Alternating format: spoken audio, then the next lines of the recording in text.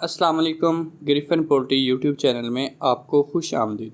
तो आज इस वीडियो में पता चलेगा कि क्या मैनेजमेंट की वजह से एनडी H9 और आईबी आती है या इसकी कौन सी वजूहात हैं। तो आपको पता होना चाहिए कि जो मैनेजमेंट होती है वो चूज़े की ग्रोथ के अंदर बढ़ोतरी के अंदर 20% अपना अमल रखती है कि अगर आप सारी चीज़ों को मिला लें तो उसमें से तकरीबन 20% हिस्सा जो होता है वो मैनेजमेंट का होता है। मैनेजमेंट के ज़रिए आप उसको बढ़ा सकते हैं, उसका वज़न बढ़ा सकते हैं, उसकी क़ुव्वत मदाफ़त बढ़ा सकते हैं।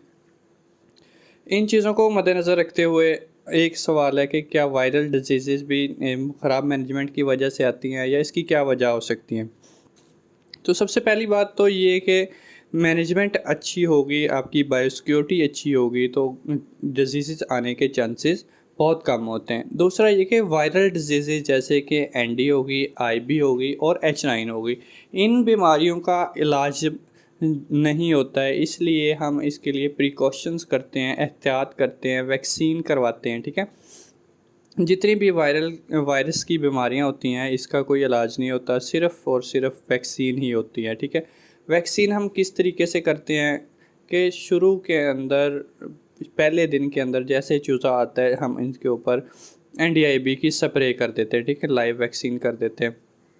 उसके अलावा हम जैसे जैसे चूज़ा बढ़ता जाता है वैसे वैसे इसको हम तरीके तब्दील करते जाते हैं। उनके आई ड्रॉप्स में मतलब कि आँखों के अंदर कतरा डालते रहते हैं, जो कि सबसे बेहतरीन समझा जाता है, क्योंकि इसमें क्या होता है कि हम समझते हैं कि हर चूज़े को पकड़ पकड़ के हम जब कतरा उसकी आँख में डाल रहे होते हैं तो इसका क्या मतलब होता है कि हमने जितना भी पूरे का पूरा फ्लाक है सबको वैक्सीन कर दिया है, कोई भी कैरियर नहीं बचा है। ठीक है, देखिए अगर एक भी चूज़ा आपका बच जाता है जिसको वैक्सीन नहीं हुई है तो वो वायरस का कैरियर हो सकता है, उसके अंदर वायरस रह सकता है और आपके जितना भी फ्लॉक है उसको बीमार कर सकता है। और आपको पता है कि ND H9 और आईबी बहुत तबाही मतलब मचाती है जब भी आती है, इससे अमवात बहुत ज़्यादा होती हैं और इससे बचाव जो है सिर्फ वैक्सीन की हद तक ही मुमकिन है।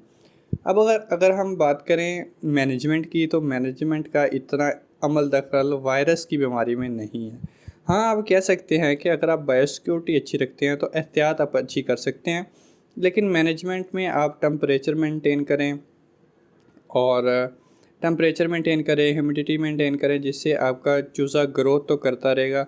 लेकिन जो आप समझते हैं कि वायरस की बीमारी है वो मिसमैनेजमेंट की वजह से आती है, तो ऐसा मेरे ख़्याल से कि कम ही इसका अमल दखल है मैनेजमेंट का, क्योंकि ये जो वायरस होता है ये हवा के ज़रिए आपके फ्लॉक तक आता है। अगर साथ वाले शेड के अंदर या किसी दूसरे तीसरे शेड में वायरल कोई बीमारी आई हुई है तो वो हवा के ज़रिए भी आ सकती है। ठीक है, हवा के ज़रिए भी आ सकती है। दूसरा, इसका जो आजकल के ब्रीडर हैं उनके अंदर वायरसेस बहुत ज़्यादा है, बैक्टीरिया बहुत ज़्यादा है, साल्मोनेला माइकोप्लाज्मा पॉजिटिव आ रहे हैं। जितने भी आप टेस्ट कर लें सब के सब ब्रीडर जो हैं जिससे हम ब्रायलर का अंडा लेते हैं और ब्रायलर उससे हैच करवाते हैं तो वो सारे पॉजिटिव आ रहे हैं। ठीक है, तो उसके लिए जो बेहतरीन हल ये है कि हम बैक्टीरिया को या हमने वायरस को कंट्रोल करना है तो वो हम ऊपर वाले लेवल पे करें।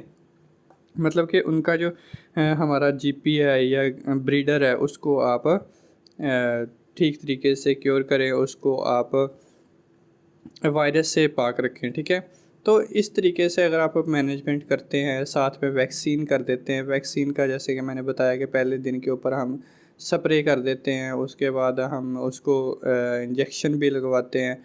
ठीक है, अब देखें कि मुख्तलिफ़ कंपनियों का जो है वो शेड्यूल चेंज है, जैसे कि कुछ कंपनियां क्या करती हैं कि पहले दिन ही, और कुछ कंपनियां ऐसी भी हैं जो कि इंजेक्टर के थ्रू हैचरीज़ में ही वैक्सीन करवा लेती हैं ताकि उनको पहले दिन पे वैक्सीन ना करनी पड़े। ठीक है, कुछ कंपनियां ऐसी होती हैं जो कि 5वें दिन पे करती हैं। तो अब देखें कि जो छोटा चूज़ा है उसको अगर हम वैक्सीन लगाएंगे तो उसके अंदर तो एंटीबॉडीज़ पहले से कम है, मतलब कि एंटी का टाइटर कम है। ठीक है, जैसे हम वैक्सीन लगाते हैं तो उसके ऊपर ज़्यादा असर होगा। आप यूँ समझ लें कि एज के साथ इसका असर होता है। अब देखें एंटीबॉडीज़ तो बन गई हैं, ठीक है। अब जब हम चूज़ा बड़ा हो जाता है, ठीक है, तो क्या होता है कि उस चूज़े को फिर हम बूस्टर डोज़ लगवाते हैं, ठीक है।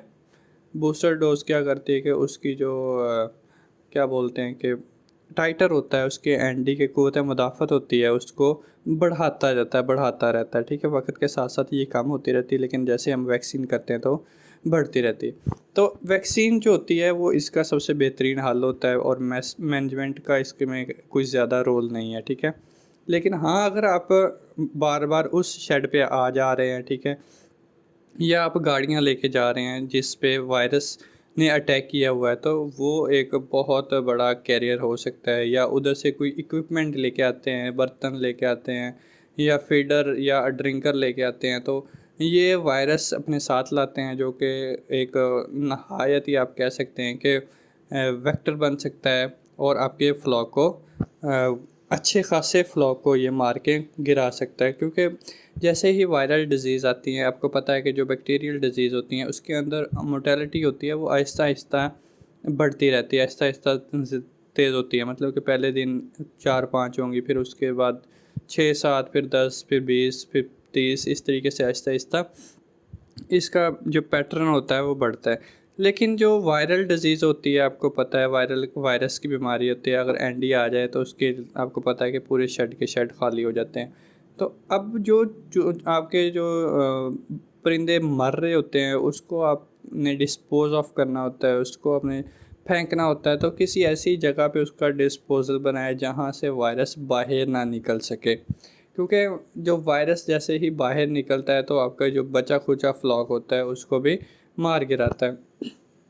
इसके लिए आपके पास जो वैक्सीन की वायल्स होती हैं, या वैक्सीन की जो आप इक्विपमेंट होते हैं उसको अच्छे तरीके से साफ़ करके, और जो वायल पीछे बच जाती है उसको या तो आप दफन कर दें या फिर आप उसको जला दें, ताकि जो उसके अंदर वायरस है वो बिल्कुल ख़त्म हो जाए, ताकि आप जो दूसरे परिंदे हैं आपके वो इफ़ेक्ट ना हो, ठीक है, उन तक बीमारी ना आए।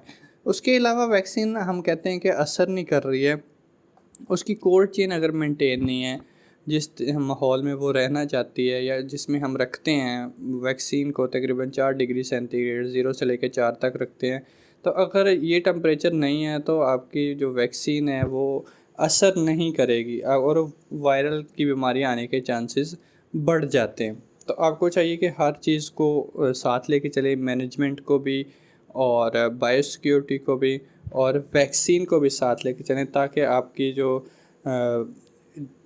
क्या कहते हैं कि प्रॉफिट है, जो मुनाफा, वो ज़्यादा से ज़्यादा हो सके। अगर आपको मेरी वीडियो अच्छी लगे तो सब्सक्राइब करना मत भूलिएगा।